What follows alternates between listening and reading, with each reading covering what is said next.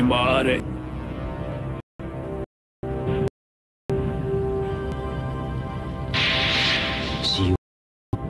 Pero paano?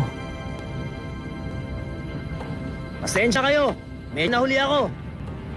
Pero hindi bale. Nandito na ako ngayon. At marami kayong dapat paliwanag sa akin. Bakit nyo naisipang ituloy ang pagkikipaglaban na wala ako? Paano naman ako? Ha? Eugene! Tumigil na tibok ng puso mo kanina.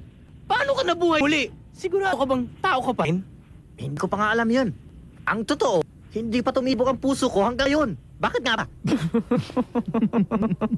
Hmm?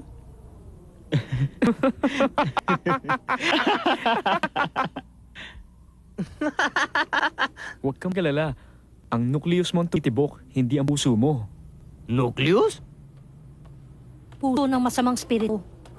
Ano yun? Anong ibig mo sabihin? Kahit ako ay hindi rin makapaniwala nung una pero si Eugene ay may masamang dugo sa kanyang ugat.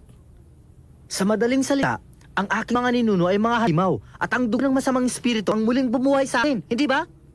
Nagbibiyo ka ba? Likas na nasing siya sa kanyang kapangyarihan. Tama yun. Kaya nalito ako sa pagsubok kong pag-aralan kanyang spiritual na pangyarihan. Hindi ko naisip na may dugo ka palang halimaw. Hindi nakakapagtakang hindi ka matindihan. Siguro kay tama ka, Vincent. Pero kung titignan ko sarili ko, wala naman ako yung pinabago. Hindi bale, ang mas mahalaga ngayon ay tapusin ang laban na ito. Sensui, tapusin natin ang labanan. Sandali lang. Nagbago ng isip ko.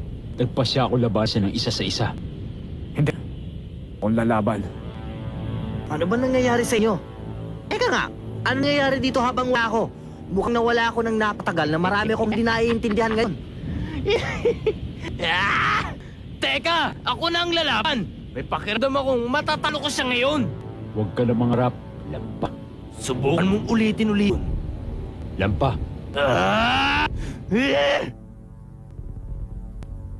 Sa dahilang nabuo muli si Eugene, ang kanilang spiritual na kapangyarihan ay umpisang lumabas ulit.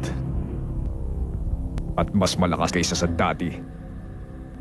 Jericho, magaling ang ginawa mong nalhin silang lahat dito. Hindi ako kapagpasya kung sino sa kanila ang unang mawawala.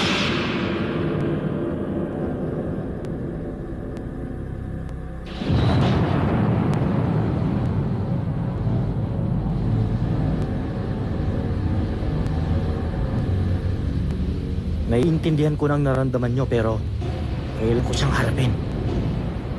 Sige na.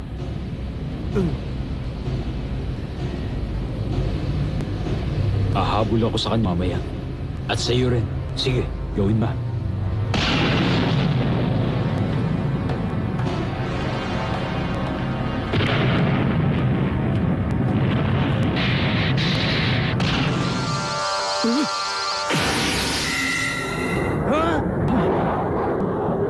Ang ray gun!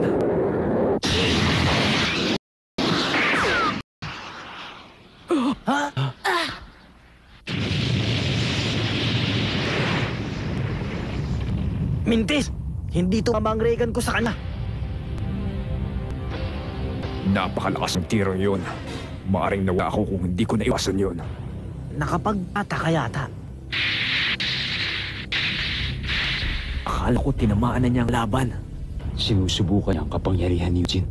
Hindi pa lubusan makukontrol ni Eugene ang kanyang pangyarihan. Pero bilis na natuto at di magtatagal ay makontrolan niya ito. Eugene! Huwag mo sayangin ang enerhiya mo!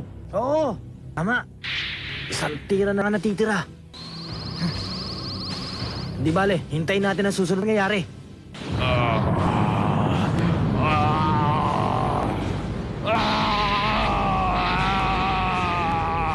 Ano yun? Ano naman ang binabalak ngayon?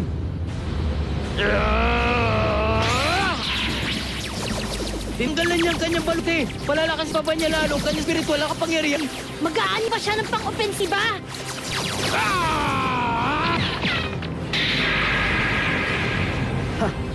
Mas magustuhan ko ngayon ito.